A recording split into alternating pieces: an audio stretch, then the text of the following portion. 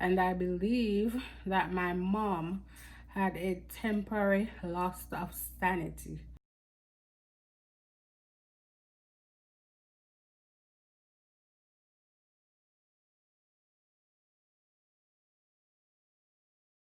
Hi guys, welcome back to my channel, Rise with Kadian. Today I will be talking about when I got pregnant, and I believe that my mom had a temporary loss of sanity. Yes. So I was maybe around 15 years old.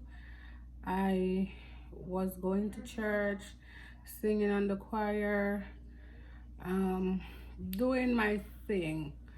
But sometimes, you fell by the wayside. I wasn't bad. It wasn't like I was a party freak or a sex freak or anything like that. But things happened, and then I got pregnant. This was, I think, during the summer when I was supposed to go back to school to start the 10th grade. So I didn't make it back to school. I had to go to the women's center in to have classes there, and they help you to get prepared to have your baby and stuff. So back to the beginning of the story. I got pregnant, and my mom didn't know, but I think my sister found out because she was going to cook some food, and then I said, well, I would have some oxtail. But then when she cooked the food, then I didn't want to eat it. And I was like eating a lot of ice and drinking a lot of water. And I was always in the bed and lethargic. And, my sister said I was pregnant. But I don't think she told my mom. But when my mom found out, homegirl packed my bags and put my things on the streets, and she was like, you have to leave here, you have to leave here. And I remember she used her phone and called this church sister of hers, and she said, sister so and so, you don't know what, you don't know, say they have big belly in my house. Yes man, she go out with a bag of things, throw up my things them out at door. She don't want me her yard. Me have to go find somewhere for go. Me can't stay there. And then me and my sisters, we are so close. We have this bond. So she was like cursing and carrying on. Yes, if I did tell your sister say your breed should have said lie, me I tell pa yo. Yes, and she carry on and carry on and carry on and carry on. I think that she had a moment of insanity, the way she was behaving and carrying on. So, of course, I had to go with baby daddy to his hometown. I stayed there for like maybe 3 or 4 days, and then my mom called and said, oh, I should come back home. So of course I went back home, started going to the women's center. I went there for like the duration of my pregnancy, and then after that I was placed in another high school, started going to school. I think I was doing very well in school. I had good grades, everything was looking up. Felt comfortable going back to school and everything. My mom and my sisters, they were helping me to take care of my baby, and everything was going great until this one guy that lived in my community. I think he went to school and he told everybody that I had a baby. And so of course when school was done and I was leaving to go home, every day these people would line up at the school gate and they were shouting, baby mama, baby mama, baby mama. So I didn't feel good about that. So of course I stopped going to school, and then I think I ran away. I ran away, went back to baby daddy, and then started playing house like I'm a big woman, living with a man, having a baby. But then I knew that there was something more that to me than just being a stay-at-home mom with a baby. I always had a vision of what I wanted my life to be and what I wanted to become. So I started looking into going to schools, and I told my baby daddy, I said, well, I'm gonna go home and I'm gonna try to go back to school. And I think he wasn't real happy about that. He was like, well, just stay here and we can save the money and then you can go back to school. But I didn't want to stay and save the money. I had faith that God would provide this money for me to go to school. So of course, I went home. I got enrolled in a school, started going to school. Baby was with her grandma, which is her father's mother, for a period of time. And then one day I decided that, no, I remember he called me one day and he was saying, oh, I should come up there. And I said, no, I'm going to school. And he was like, okay, when you're gonna want to come, it's gonna be too late. So I didn't make much of that, but I continued going to school. And then one day I decided that I was gonna visit my baby. So of course I didn't tell him I was coming. I just took the bus, went to St. wherever. Not gonna say it. I don't want to disclose who people are because I don't want them to be offended. Went there, didn't find my baby. Got to understand that this man was with another woman, and he and my baby was at this woman's house. So I found my baby. I walked around and I asked questions until somebody was willing to tell me where my baby was. And the lady, she was hesitant to give me the information that I needed to find my child. And then she was like, are you sure it's just your baby you want? And I said, yes, I just want to get my baby. So of course I got that information. I went to the house and I went up and I knocked the door, and of course a lady came out and I said who I was, I said why I was there, and a lady got all upset and offended and don't come a foot further, like it was wartime, you know. And I'm like, I'm just here for my baby, lady. So I took my baby, I went back home to Spanish Town. I still went to school. Of course, baby daddy would come and visit sometimes, and it would be a tussle because he wanted to take my child and go away, and I'm like, no, she's staying here with me and all that good jazz. So then baby daddy got married to this woman. I was like crushed. I think I was lost for a minute. I didn't know what to do. I looked on my life and I'm like, here I am, 16-year-old with a baby that had, in my mind, I'm saying my baby had no daddy because this man is going to be married to somebody else. And then I got information about where this wedding was gonna be, when it's gonna be, and people were telling me, oh, you just need to come and stop the wedding and tell the pastor that this man promised to marry to you and blah blah blah. And I'm like, oh no, I'm not doing that. I am not going to subject myself to that. So to backtrack a little bit, of course baby daddy wanted to be married to me, but I was 16 and my mom wouldn't sign a paper to say that I should be married to this man. And I don't blame her. If you wanted to be with me so bad, I think you should wait 2 years. 16, 17, 18. 2 years you had to wait. And then we could be married to each other. But of course, baby daddy didn't want to wait for 2 years.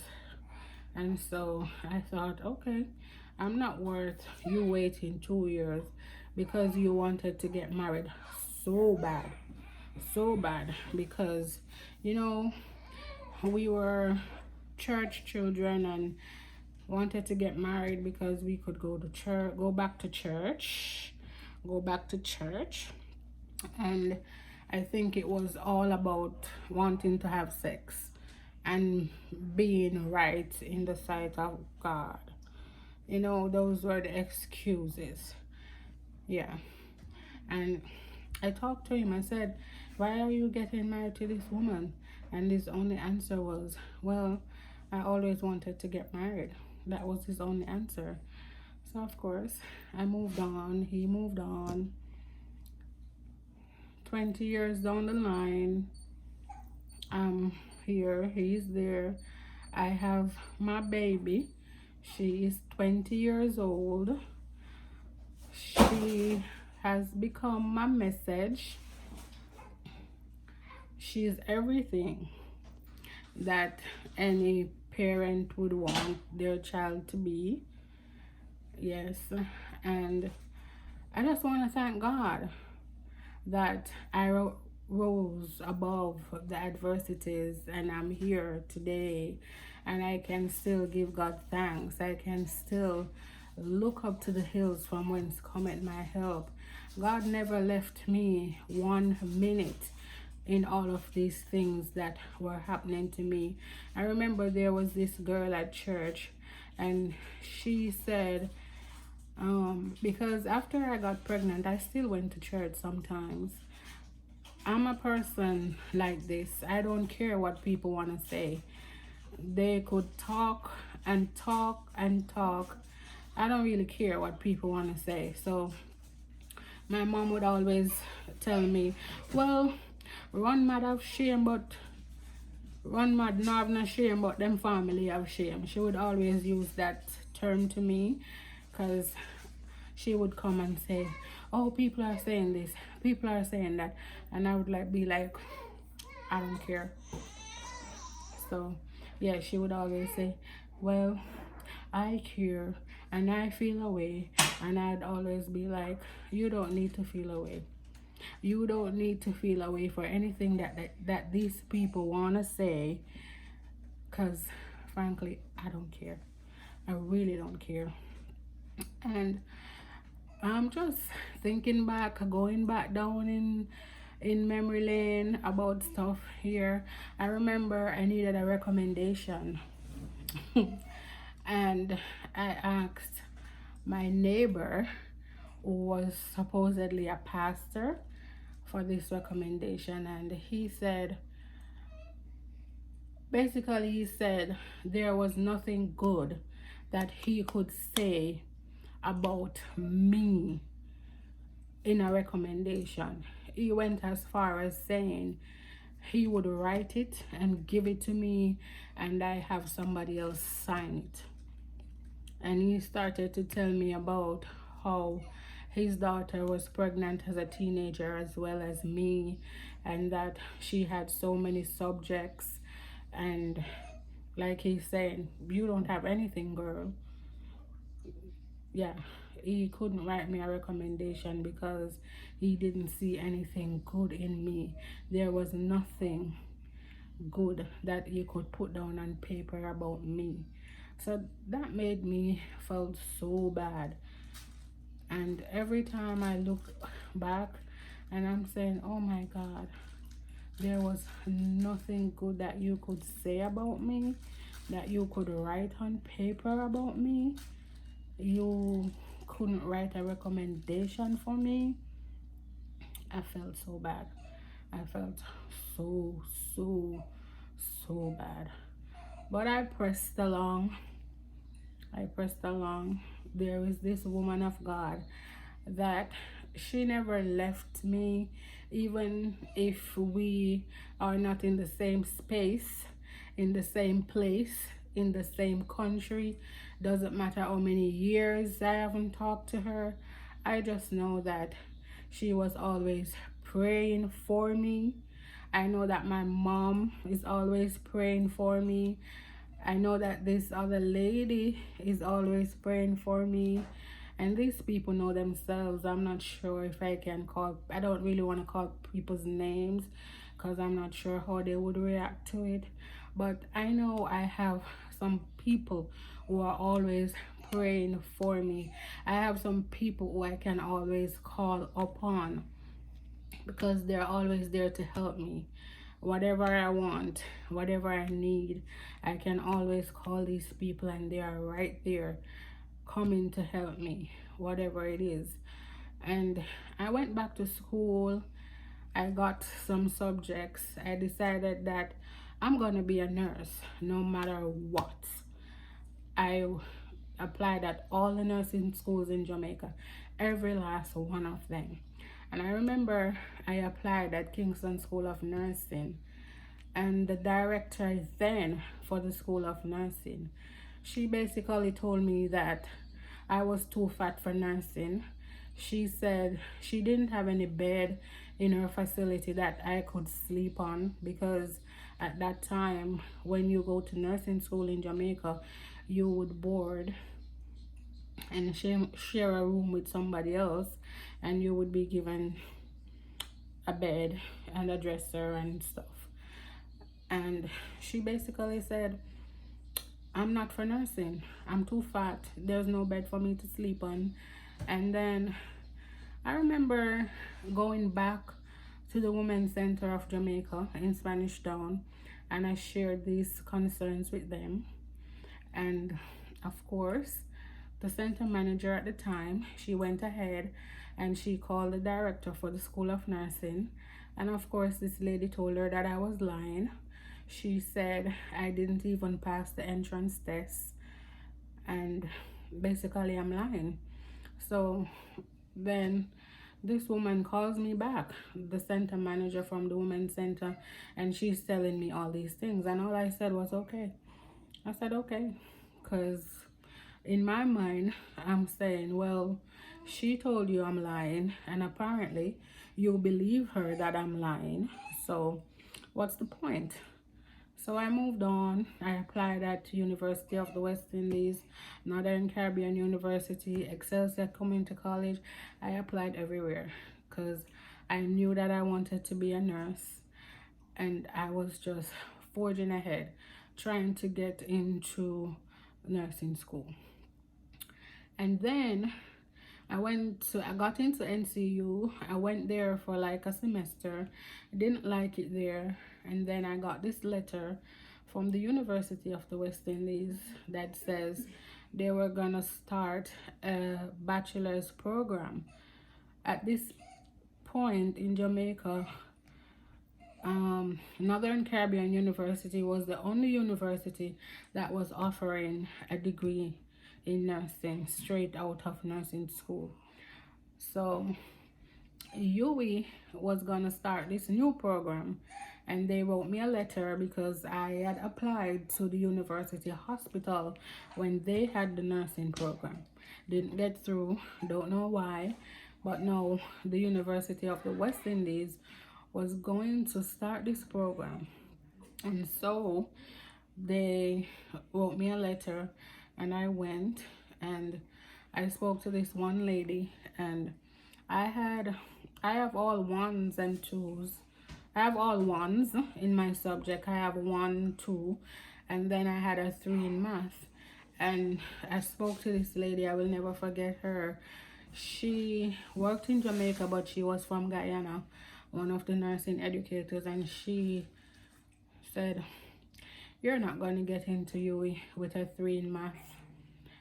And I left there and I was so depressed again, because I didn't like it at Northern Caribbean University. I wanted to leave to go somewhere else, but if I didn't get to go anywhere else, Of course, I was gonna stay at Northern Caribbean and stuck it out, but I wanted out. I felt that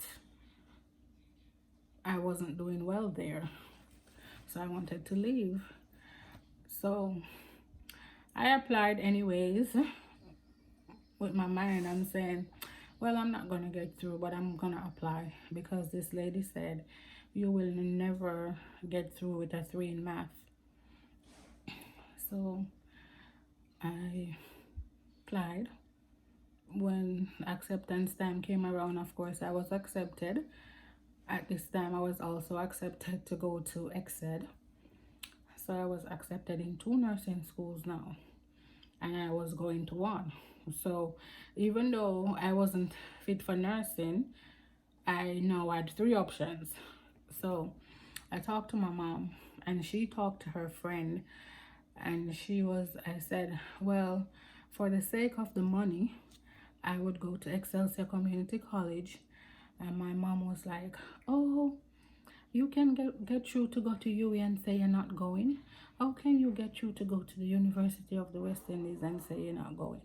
Long and short of that story is I chose to go to UE, which I think was a mistake because UE and Excelsior Community College came together and they were offering this degree.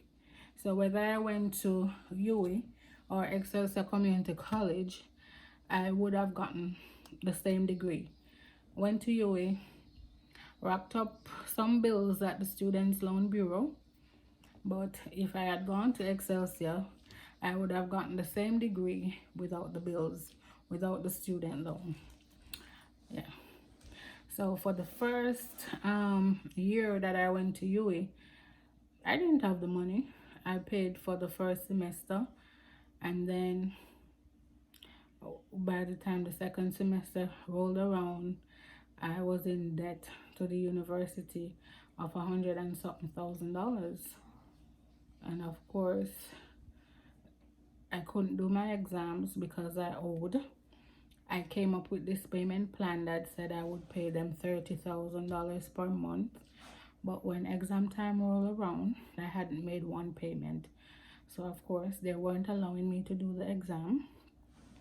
The lady said, well, if you could stay in this office and someone brings the money, then we will make you sit the exam after the fact that the other people have sat. But I couldn't come up with the money. So of course, here I am thinking that, well, all my dreams are crumbled down. Of course, I went into UE. I knew I didn't have the money, but I had faith that God will provide the money for me to complete this course. But somewhere along the line, I'm not going to say that I forget about my faith, but I was so stressed out that I wasn't concentrating on what God can do, but I gave up. I was on a bus going home to Spanish Town, and this lady from the Ministry of Health called me out of the blue. She's like, Kadian, where are you? And I'm like, I'm on a bus going home. And she's like, why aren't you in your exam? And I said, because I don't have the money to pay. And if I don't pay, they're not allowing me to sit the exam. And she says to me, can you come back to the Ministry of Health today? And of course, I was in the bus, so I had no choice but to go on to Spanish Town. And then of course I turned right around and I went to the Ministry of Health, and she said she was gonna pay, the Ministry of Health was gonna pay for the tuition that was outstanding. So I got these papers to take to this office that's called the bonding office. And again, I had problems because I had nobody to sign this bond for me. I needed 3 people.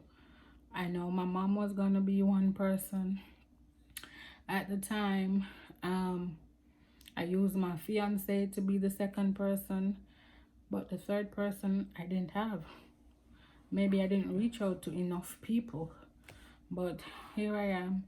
at the bonding office, don't know what to do, because here is this lady saying there is a way for you to go and do this exam, but there is no way, because you still need 3 people to sign this document for you in order for you to get the help that you need.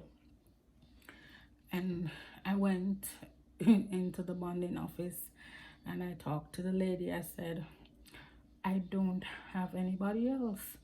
I have these 2 people and that's all I have. And the lady said to me, she said, do not tell anybody that I did this.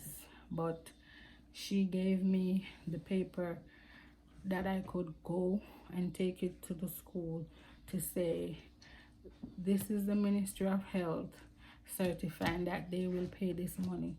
So of course I was able to do the rest of my exams for that semester.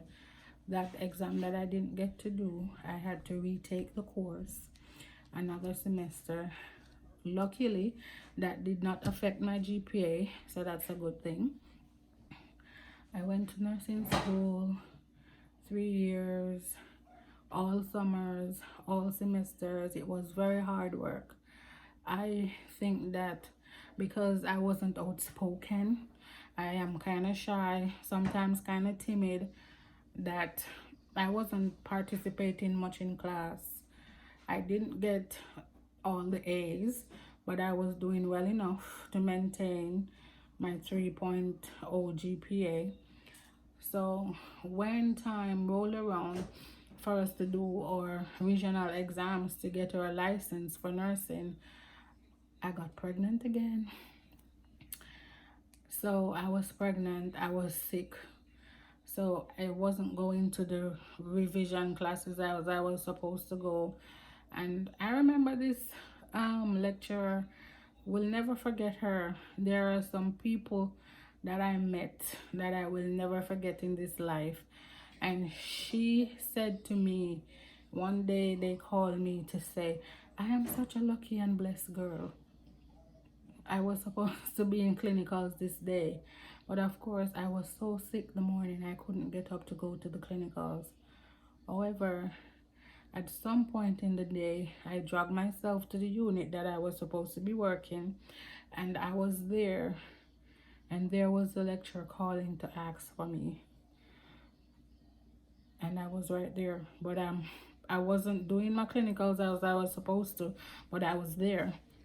And so she talked to me. She wanted to see me in person. So I went and I talked to her, and she said to me, she said, you of all people should be coming to these classes, because in her mind, I am so far behind. I am not caught up. She thinks that I didn't know what I'm about. Maybe she think I wasn't learning the material. But she was saying to me, out of everybody in the class, I should be one who should come to all the revision classes and I shouldn't miss any of them. So I felt away. I felt bad. But I didn't let that deter me. I was home and I studied the material. Studied my material. I was sick, but I was still studying. I was studying with my child's father. I can remember this very clearly. And I knew everything in the book because he wanted me to tell him everything word for word. I could not summarize the material. I had to tell him everything word for word as it said in the book. So contrary to what my lecturer believed, I was studying my material and I was preparing for my exam. Exam rolled around. I did all of my exam and I passed all of my exams. I'm a nurse today. I no longer live in Jamaica. I live somewhere in the great United States of America, where I practice as a nurse in the operating room. And I have great dreams and aspirations. And I just want to encourage somebody today that you can rise above. It doesn't matter what the circumstances are, what the situations are. People may talk down to you, talk about you, but just trust God, and He is able to help you to rise. Thank you for listening to me. Thank you for watching Rise with Kadian. Just rise above. God bless you. Until next time. Goodbye.